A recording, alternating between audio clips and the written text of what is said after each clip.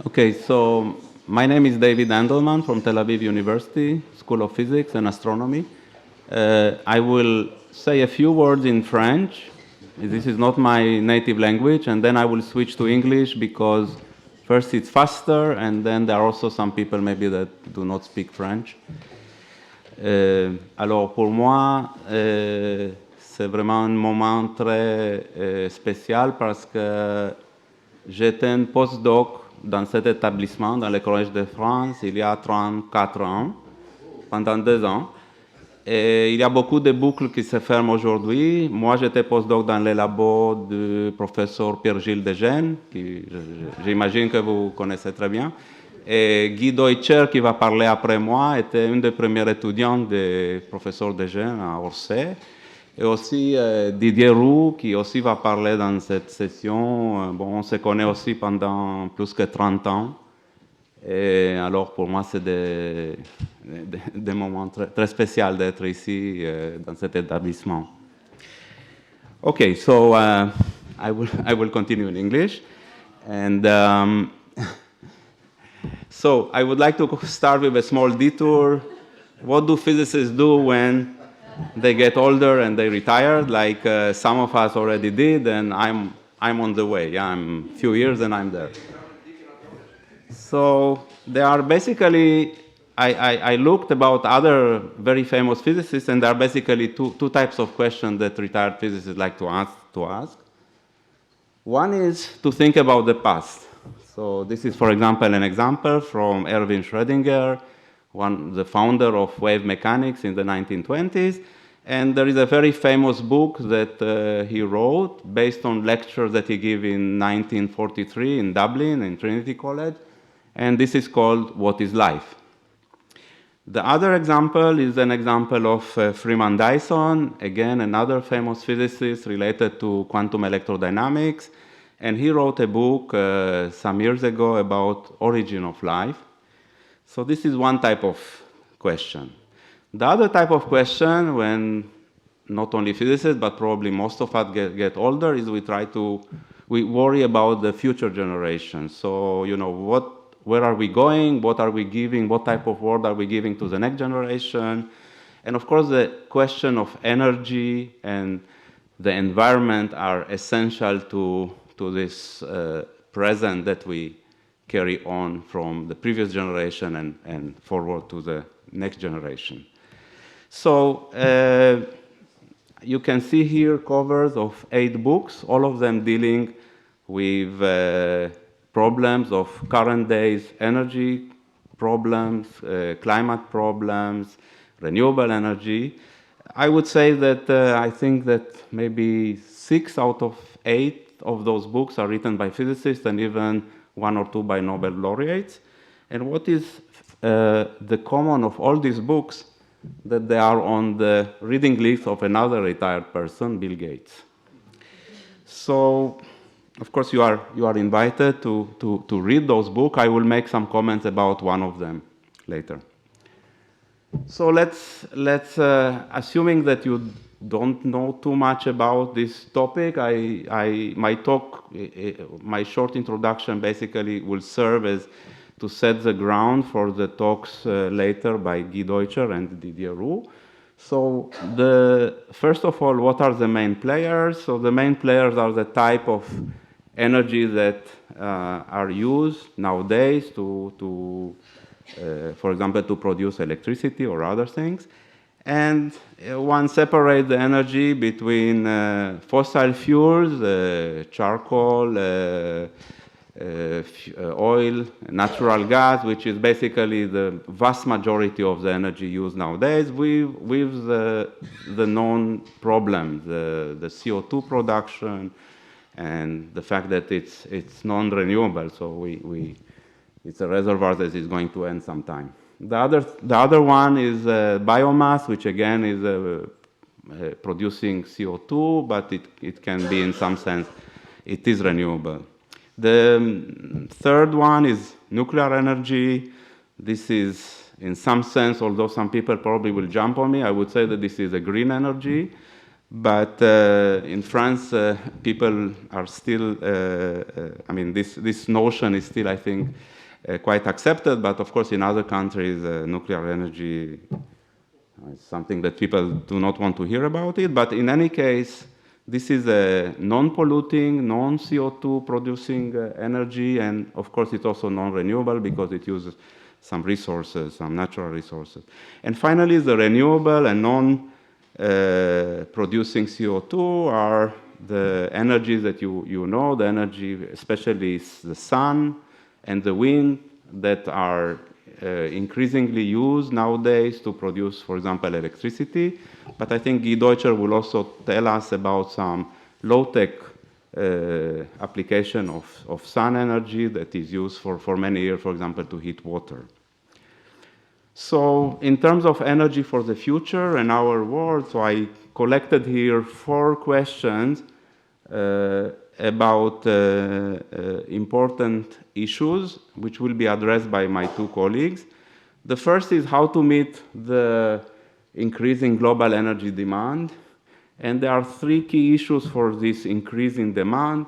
The first is that the world is becoming more and more populated. Some people project that in 2040 there will be 9 billion people on Earth. The other is, of course, the economical growth, especially of the emerging country, and India and China are big players in this emergence because they are still not at the level of energy, average level of energy like per capita like the developed countries. And the third issue is urbanization. So for example, even nowadays about 100 million people are migrating from villages to cities every year, 100 million, and this of course is producing much more energy, consumption of energy.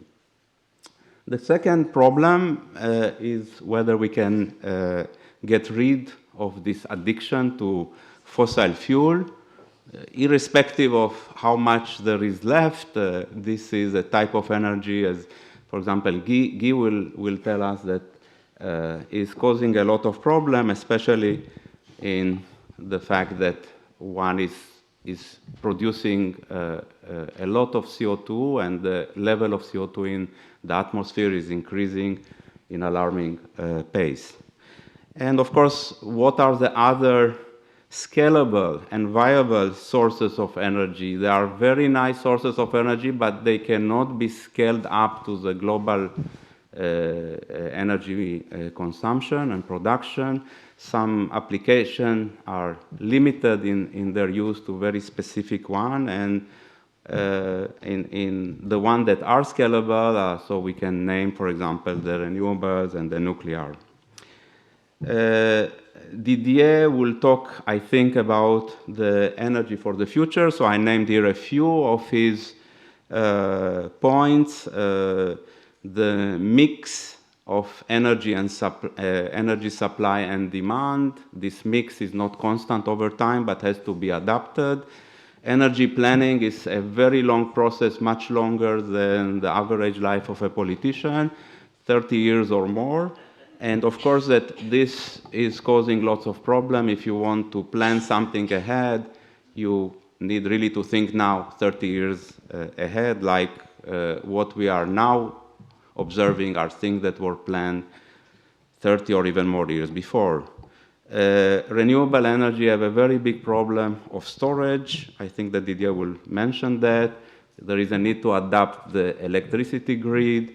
And as I mentioned before, nuclear energy gets a lot of bad publicity and even some type of fake news. But actually, it has big advantage, especially in the intermediate time scale, where this can serve as some type of a bridge towards other type of renewable energies. Guy will talk more about the environment, and especially about the production of CO2, climate changes, and the environment in this age where we are producing so much CO2. And this is a notion that Guy called, he even wrote a book about that, the entropy crisis, and I'm sure that he will tell more about that. I would like to finish my short introduction by mentioning a a physicist, David McKay from Cambridge. The book that you see here, he published 2009. It was one of the 8 books that I mentioned before. Unfortunately, David passed away 2 years ago. And he was one of these physicists that dedicated the last decade of his life to work on what he called in this book sustainable energy without the hot air.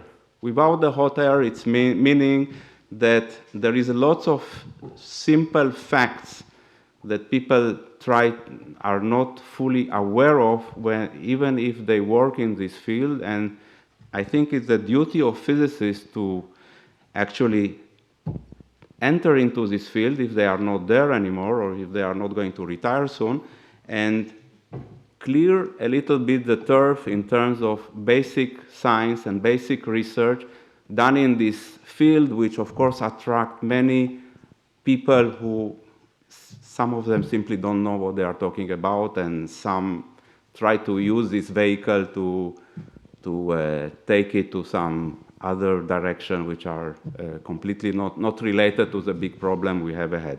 Okay, so I will stop here, and I will invite Guy Deutscher to give the next talk, and then Didier. Is this the order that it's okay? Yeah? We decided. Yeah. Okay, thank you. I'll switch back to French, which is still my preferred language, in spite of a few changes during my lifetime.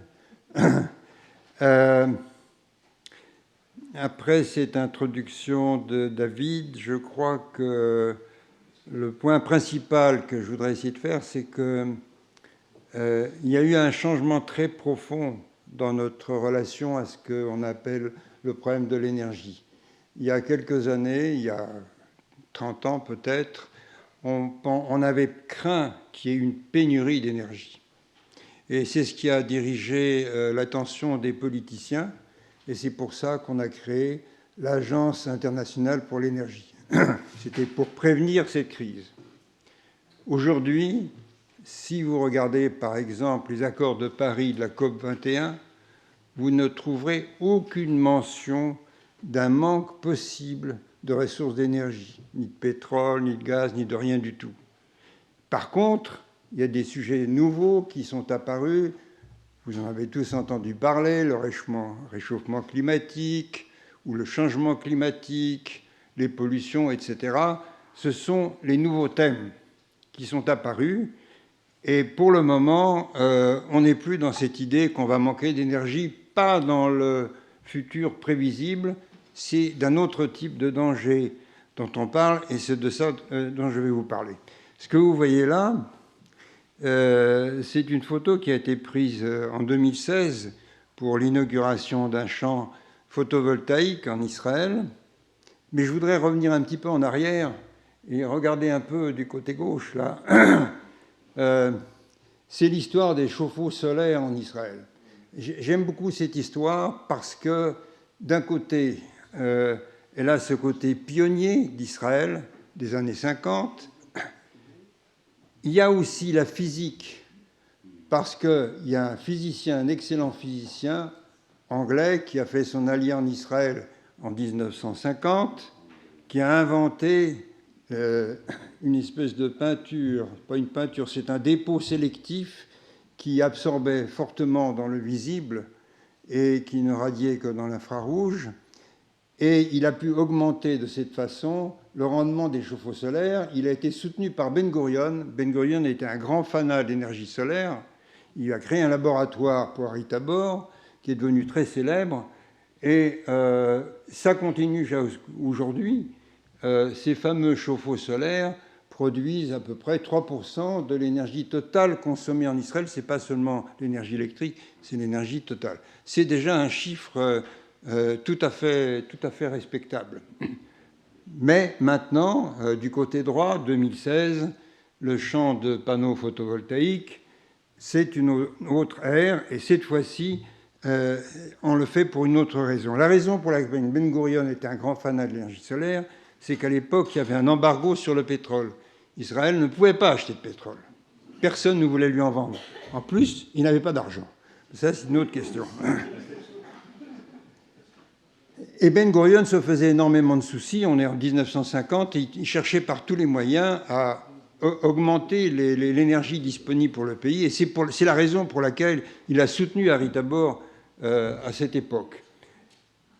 C'est l'alliance d'un besoin de physique, parce que Tabor a eu cette idée très géniale d'un revêtement sélectif, et puis d'une volonté politique de réaliser quelque chose. C'est les trois ensemble qui ont fait cette petite révolution qui continue jusqu'à aujourd'hui et en fait qui s'est même renforcée parce qu'à l'époque, quand moi je suis parti en Israël en 70, on ne savait pas très bien si économiquement c'était intéressant ou pas intéressant de mettre un chauffe-eau solaire. Ça dépend d'un tas de paramètres.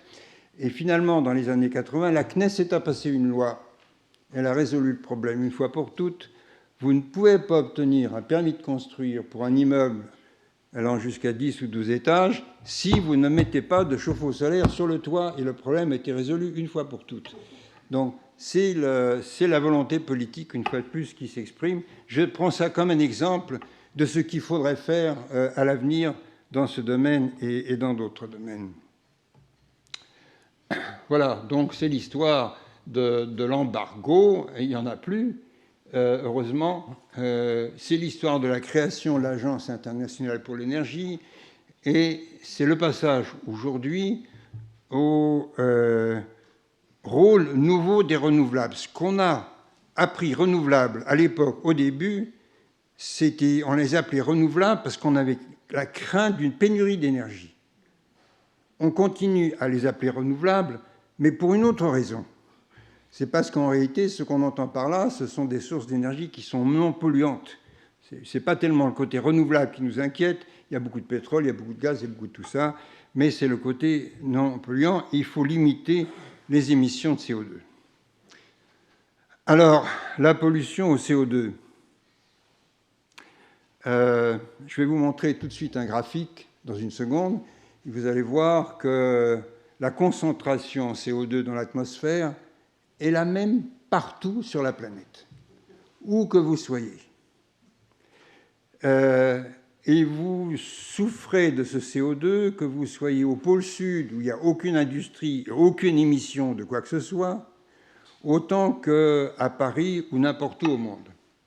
Et ça, pour un physicien, c'est une chose extraordinairement magnifique, parce que c'est une preuve expérimentale à l'échelle de la planète de la loi de Boltzmann.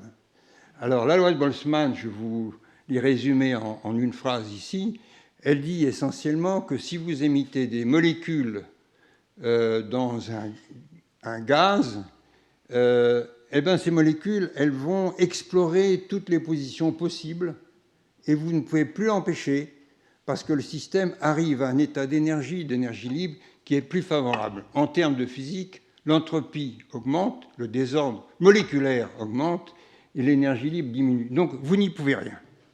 Ce n'est pas la peine d'essayer de se battre contre ça, on n'y va pas. On ne peut pas faire un embargo sur le CO2. Ce n'est pas possible. Alors, voilà ce graphique. Vous voyez en rouge la courbe de l'augmentation de la concentration en CO2. En fonction du temps, ça va jusque dans les années 2000. Aujourd'hui, on arrive même encore un petit peu plus haut. En rouge, c'est dans les pays chauds. Et en bleu, c'est dans les pays froids. Et c'est pareil partout. Il y a des stations où on mesure les CO2 partout sur la planète. Et partout où on fait cette mesure, c'est le même résultat. Vous n'y pouvez rien. Boltzmann a gagné. Et ce n'est pas trivial, parce qu'il faut se souvenir qu'à l'époque où il a vécu, jusqu'à la fin du XIXe siècle, l'existence même de molécules était contestée. Ça, sur le plan de la physique, c'est très intéressant. Il y a de grands physiciens qui ne croyaient pas du tout à l'existence des molécules. Boltzmann a été combattu très sévèrement. Bon, il a dû rester fini par se suicider, mais ce n'est pas tout à fait clair s'il n'était pas aussi un dépressif. Mais enfin, il n'a pas été reconnu de son vivant. La controverse n'a été close que grâce à un papier d'Einstein en 1905 sur le mouvement brownien. Ça a clos la discussion une fois pour toutes. Mais jusque-là, c'était très controversé. Mais ça, c'est la preuve qu'il avait raison. Elle est là. Il n'y a pas de discussion possible. Maintenant, l'augmentation du CO2 dans l'atmosphère en fonction du temps, voilà des datas que vous trouvez sur Internet ou n'importe où. Vous voyez que jusque dans les années 1850, ça reste plat, aux environs de 280, et tout d'un coup, ça commence à grimper. Et ça grimpe d'une façon dramatique. Aujourd'hui, on arrive à 400. Et il n'y a aucun doute que cette augmentation est concomitante à l'augmentation des températures. L'augmentation des températures, vous voyez, elle est sensible, particulièrement à partir de 1975, par là, et ça coïncide assez bien à l'augmentation du CO2. Alors, d'où est-ce que ça provient? On va le voir dans un instant. Mais en attendant, voilà pourquoi, voilà la façon dans laquelle la nature contrôle la concentration du CO2 dans l'atmosphère. C'est par le phénomène de photosynthèse. Vous avez ici un relevé de la concentration en CO2 sur une période d'une année. À gauche, vous voyez que ça augmente. À droite, vous voyez que ça diminue. Et dans des proportions assez importantes, qu'est-ce qui se passe? En été, il y a la photosynthèse qui fonctionne. Le CO2 est extrait de l'atmosphère. Il est transformé en bois, en gros. Et puis, en hiver, c'est la survie. Le végétal, le bois, il consomme les sucres qu'il a emmagasinés pendant l'année pour survivre. Et si vous regardez ce qui se passe sur une échelle de plusieurs années, vous voyez très bien ces oscillations, et vous voyez aussi très bien que la photosynthèse ne peut pas ou ne peut plus contrôler l'augmentation continue du CO2 dans l'atmosphère. Ça n'est plus possible, ça ne marche plus. À partir de quand ça s'est produit? En fait, ça s'est produit à partir du moment où le pétrole est devenu le combustible universel. C'est dans les années 70. La rupture d'équilibre se situe à peu près au moment où la quantité de carbone qui est rejetée dans l'atmosphère dépasse en gros 1 ou 2 gigatonnes. Aujourd'hui, on en est à 10 gigatonnes. On est très, très, très au-dessus de ce que la nature peut recycler. La nature, le soleil, l'eau peuvent recycler jusqu'à au maximum 2 gigatonnes. On en est aujourd'hui à 10 gigatonnes. Si on voulait revenir à l'équilibre, il faut passer de 10 gigatonnes à 2 gigatonnes d'émissions. C'est juste pour vous donner une idée de l'ampleur du problème, pour ne pas dire de la catastrophe. Alors, comment est-ce qu'on peut faire ça et où se placent les renouvelables et d'autres mesures possibles pour essayer de revenir à l'équilibre? Alors, il s'agit bien d'un problème de retour à l'équilibre. Il ne s'agit pas seulement de l'augmentation des températures, il s'agit probablement aussi de l'instabilité du climat, et il s'agit encore de bien d'autres choses. Je n'ai pas parlé des pollutions aux particules fines, de toutes les formes de pollution des eaux, des fleuves et tout ça. Ce sont toutes ces pollutions sont des formes de l'augmentation de l'entropie due à la diffusion des molécules partout. Une fois qu'elles sont lâchées, vous ne pouvez plus les arrêter. Ça continue. Alors comment peut-on lutter contre ça? Didier va dans un moment vous donner quelques pistes possibles. Si on parle du photovoltaïque, par exemple, alors effectivement, les panneaux photovoltaïques, comme vous l'avez vu sur le premier transparent, ils ont des avantages intéressants. Le rendement est plus élevé que celui des végétaux. Les végétaux transforment à peu près 1% de l'énergie solaire incidente éventuellement en combustible. Les panneaux photovoltaïques, c'est 20%. Donc ils sont beaucoup plus efficaces. Ça veut dire que sur une surface donnée, vous pouvez générer beaucoup plus d'énergie avec les photovoltaïques qu'en plantant des forêts. En plus, vous n'avez pas besoin d'eau. Pour faire de la forêt, il ne faut pas seulement du soleil, il faut aussi de l'eau. De l'eau, il n'y en a pas partout, et en particulier dans les déserts, il n'y en a pas. Par contre, vous pouvez mettre des panneaux photovoltaïques dans le désert, obtenir un rendement important, c'est très atteint. Et puis finalement, au fil des années, en particulier grâce aux efforts de la Chine, les coûts de production de ces panneaux voltaïques a énormément diminué. En termes de coûts réels, en dollars actualisés, je crois qu'ils sont aujourd'hui 30 fois plus faibles que ce qu'ils étaient il y a 30 ou 40 ans. Donc ça a été vraiment une descente extraordinaire, et on peut presque dire qu'aujourd'hui, on vous les donne pour rien. Et alors, quel est le problème? Si tout est si magnifique, quel est le problème? Le problème, c'est tout simplement que le soleil, il n'y en a pas tout le temps, il n'y en a pas tout le temps partout, et il faut stocker l'électricité. Alors ça, Didier va probablement en parler tout à l'heure, mais si on n'a pas une politique intelligente, concertée pour développer le stockage de l'électricité, on va être très vite limité pour ce qu'on pourra faire à l'aide des photovoltaïques. C'est juste un problème central. Oh, je vais faire un petit détour par Carnot, mais je vais le faire très vite parce que je crois que le temps presse. Je sais, il n'y a pas de Sherman, alors on ne sait pas où on en est, c'est embêtant. D'un autre côté, on peut faire ce qu'on veut, donc c'est pas mal non plus. J'ai rappelé Boltzmann. Je suis un grand admirateur de Boltzmann, comme vous l'avez compris, mais je suis aussi un grand admirateur de Sadi Carnot.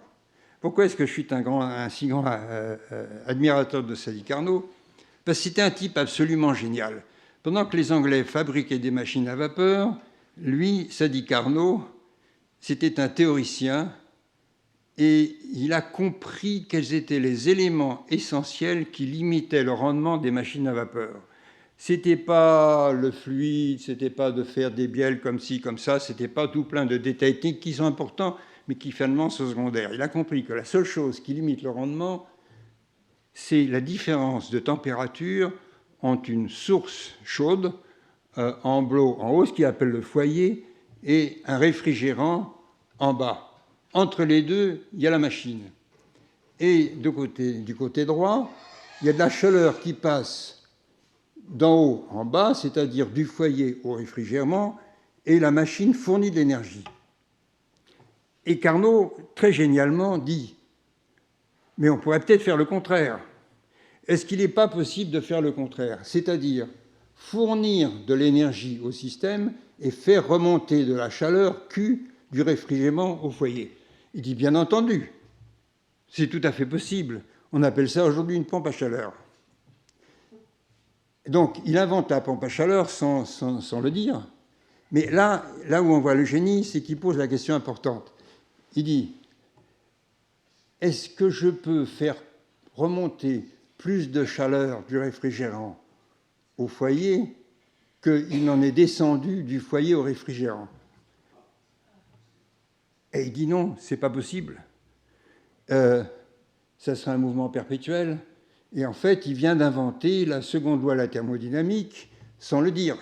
Mais c'est ça. C'est pas lui qui a inventé le mot entropie, mais elle est là, elle est là-dedans. C'est pour ça que je suis un si grand admirateur de Carnot. Et je rappelle que le mot entropie a été créé par Clausius.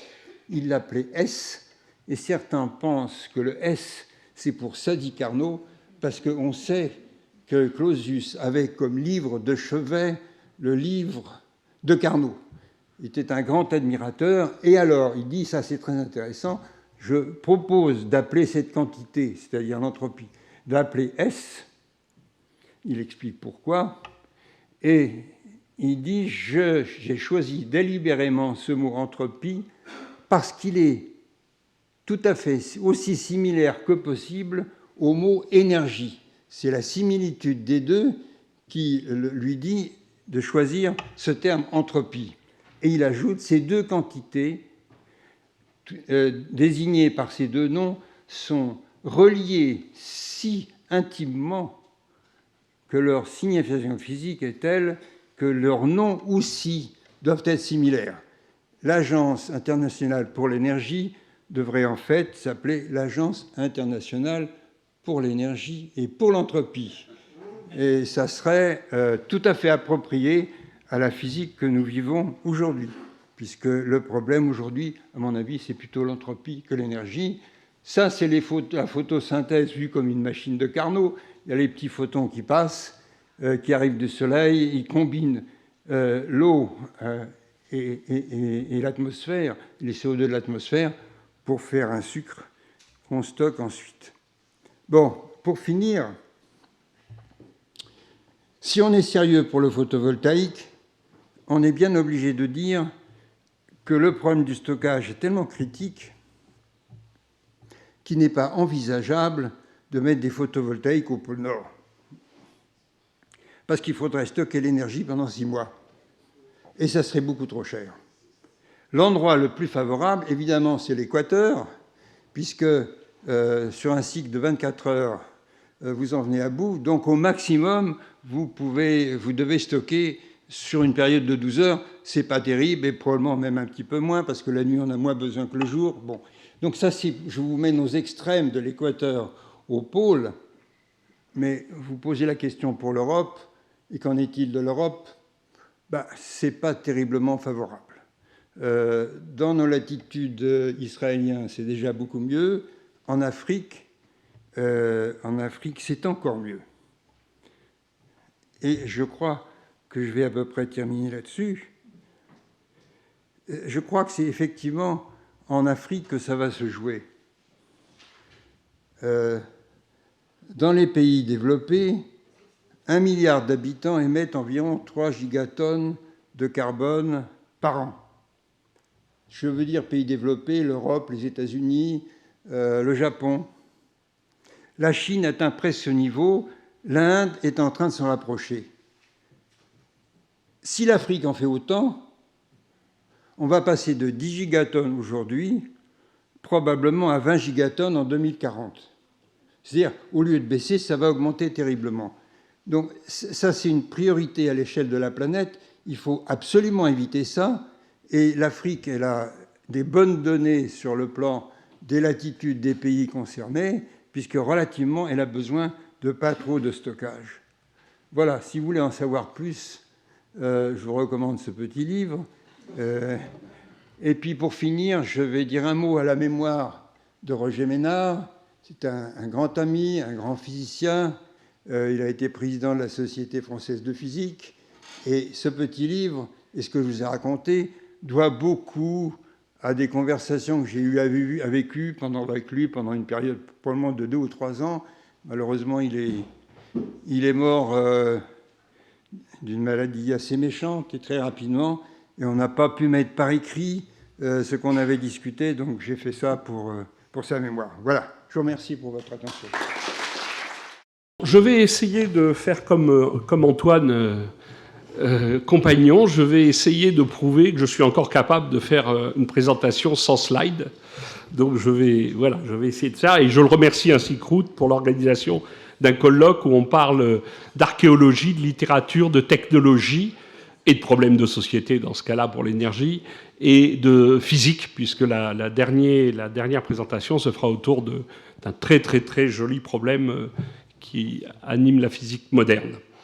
Alors, on a parlé donc de sciences humaines et sociales dans la première partie, donc on va aborder maintenant, vous avez compris qu'on parle plutôt de sciences inhumaines et asociales, mais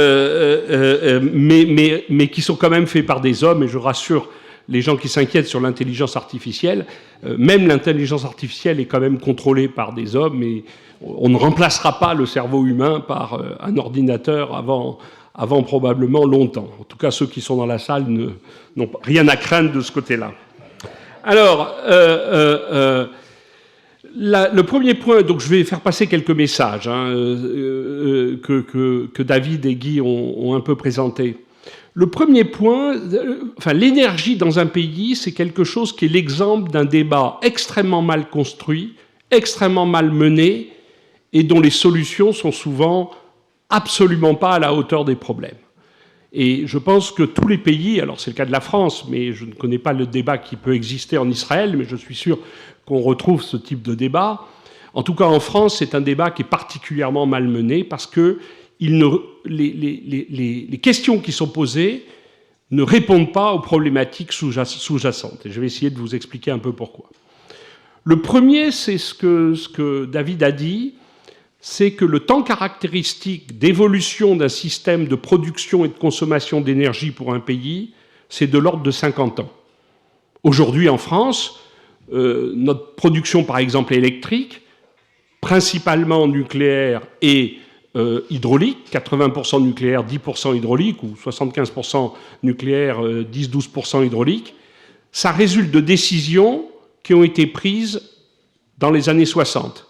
Les barrages ont été construits entre 45 et 60. Tous les grands barrages en France ont été construits entre 1945 et 1960. Et les décisions sur le nucléaire ont été prises dans les années 60 et les constructions se sont faites dans les années 70. Donc nous vivons aujourd'hui dans un pays où l'ensemble du système productif d'électricité repose sur des décisions politiques qui ont été prises il y a plus de 50 ans. Aujourd'hui, on débat d'énergie et on débat sans se rendre compte que le changement de notre système demandera au moins 50 ans pour être perceptible. Et je pense que dans beaucoup de questions, les réponses qui sont abordées n'ont pas conscience du fait que c'est tout petit par rapport aux changements que nous voudrions avoir, qui sont liés à ce que Guy a très bien expliqué, qui est que en fait, le problème, il est plus un problème environnemental qu'énergétique, et que si on prend comme priorité les émissions de CO2, évidemment, il y a des décisions importantes à prendre. Alors, je vais donner juste un exemple. On focalise, et j'y reviendrai, la discussion autour, évidemment, de la production d'électricité, qui est un point très important. Mais l'électricité correspond à 25% de notre consommation énergétique. 25%. Et pour vous donner un ordre de grandeur, le débat autour de l'éolien et le photovoltaïque, qui correspond en France à 5 ou 6% de la production d'électricité, correspond donc à 6% de 25%, c'est-à-dire 1 ou 2% de notre consommation énergétique. Donc on focalise les débats, on focalise les efforts et on focalise l'opinion publique autour de quelque chose qui aujourd'hui correspond à 1 ou 2% du problème. La grosse majorité des émissions CO2 viennent du transport, en grande partie, des bâtiments, en autre partie, et de l'agriculture. Donc il faut se rendre compte qu'on débat aujourd'hui de problématiques qui ne traitent pas de la question principale, alors d'autant plus qu'en France, notre énergie électrique émet 0 CO2, ou quasiment 0 CO2, parce qu'elle est en très grande partie nucléaire, qui produit de l'électricité sans CO2. Autrement dit, on focalise le débat autour du CO2 sur la production d'électricité qui n'émet pas de CO2.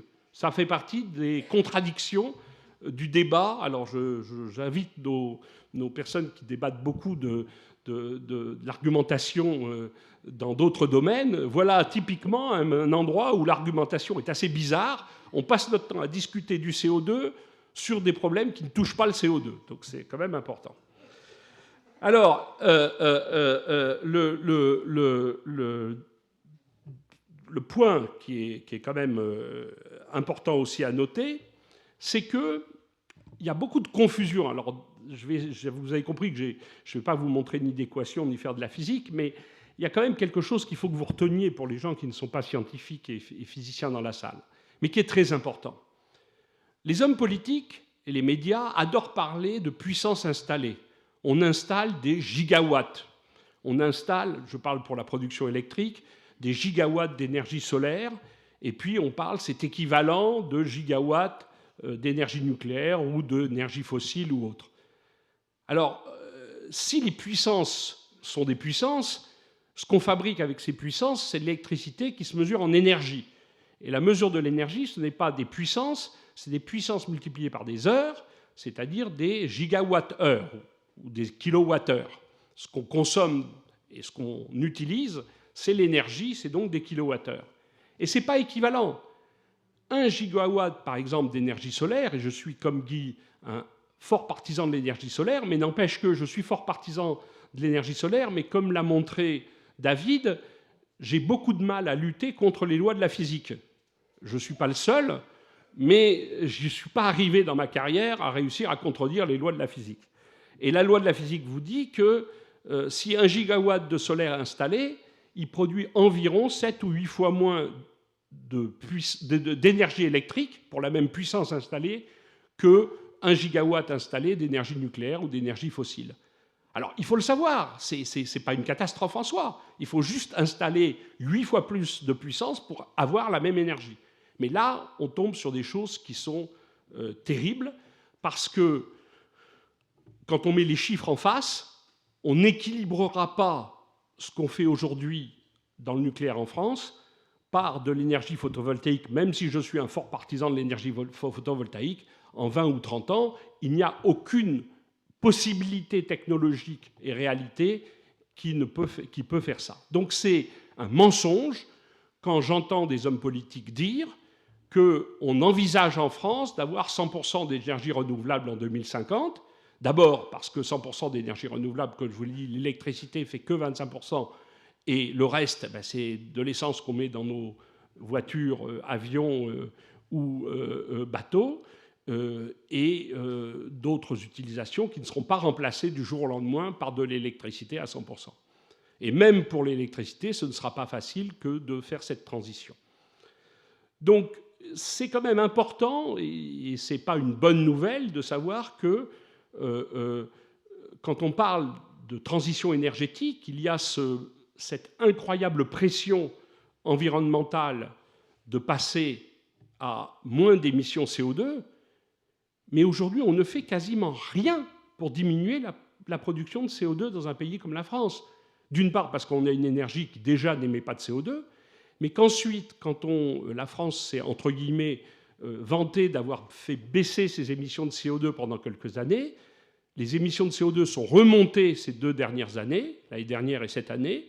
L'émission de CO2 en France remonte, et elle remonte simplement parce qu'on est sorti d'une crise économique où on reprend une activité économique qui était en baisse, et que la raison principale de la baisse de CO2 des dernières années, ce n'était pas des volontés gouvernementales, c'était une diminution de la production industrielle et de la consommation des peuples. Voilà. Donc c'est juste pour essayer de vous faire passer des messages où on peut avoir des visions optimistes, mais on ne peut pas avoir des visions optimistes qui nient la réalité scientifique, technologique et économique. C'est un peu le sens de mon message, et que le débat sur l'énergie est un débat qui est particulièrement mal mené de mon point de vue, c'est-à-dire qu'il ne pose pas ni les vraies questions et n'amène pas les vraies réponses. Alors, reprenons maintenant quand même sur ces énergies renouvelables, qui est quand même à très long terme, on se place à 50 ou à 100 ans, évidemment une solution potentielle pour le monde. C'est-à-dire essayer de produire l'énergie à partir du vent et du soleil et de la biomasse. C'est les 3 principales. Et l'hydraulique, bien sûr, pour les pays. En France, on a à peu près épuisé notre stock de production, mais il y a des pays où il y a encore possibilité de produire de l'énergie électrique à partir des... Et donc l'électricité augmentera avec le temps, parce que l'électricité est un magnifique vecteur d'énergie, facile à utiliser, souple. Voilà. Donc les énergies renouvelables, c'est un peu la thématique d'aujourd'hui, elles ont effectivement un avantage, c'est qu'on utilise une source naturelle. Alors elle n'est pas gratuite. Elle n'est pas gratuite parce qu'effectivement, il faut installer des installations, il faut les entretenir, mais il faut surtout les installer. Donc il y a une problématique de capital qu'il faut ensuite évidemment amortir dans le temps. Donc ça coûte quand même si effectivement pour le photovoltaïque, il y a eu une spectaculaire baisse du coût d'investissement, donc du prix du kilowattheure fabriqué par le photovoltaïque. Mais ces énergies renouvelables, à part l'hydraulique qui est un peu idéale et qui dépend essentiellement de la géographie des pays, je vous rappelle par exemple que la Norvège doit être à 90% d'énergie hydraulique. Le Canada a une très forte production électrique d'origine hydroélectrique. En France, on est bien loti, on est à 12%, on est bien loti, l'Allemagne en a beaucoup moins. La Suisse est évidemment un pays de cocagne et ça marche assez bien. Mais à part l'hydraulique, les éoliens comme le photovoltaïque, ce sont ce qu'on appelle des énergies intermittentes, comme l'a expliqué Guy. Elles ne sont produites que partiellement dans le temps et de façon, entre guillemets, pas complètement contrôlable. On peut le prédire, mais on ne peut pas le contrôler. Et donc, il y a 2 grands sujets à aborder. sur lequel on ne travaille pas. C'est ça qui est intéressant, c'est que les principaux obstacles à la pénétration des énergies renouvelables sont des obstacles sur lesquels on ne fait quasiment rien. Le premier, c'est l'adaptation du réseau électrique à une production qui est forcément plus diffuse. Vous savez que l'électricité est distribuée sur un réseau, que la gestion de ce réseau est extrêmement importante parce que l'électricité a un problème, c'est qu'il faut fournir instantanément les mêmes quantités d'énergie que les gens consomment. Il faut toujours équilibrer à tout moment et à des échelles de temps petites comme longues la consommation et la production. Alors on sait faire, on le fait avec d'ailleurs un système mécanique, en gros ce sont les volants des turbines qui fabriquent l'électricité qui servent pour amortir à toutes les échelles de temps, mais il y a des limites.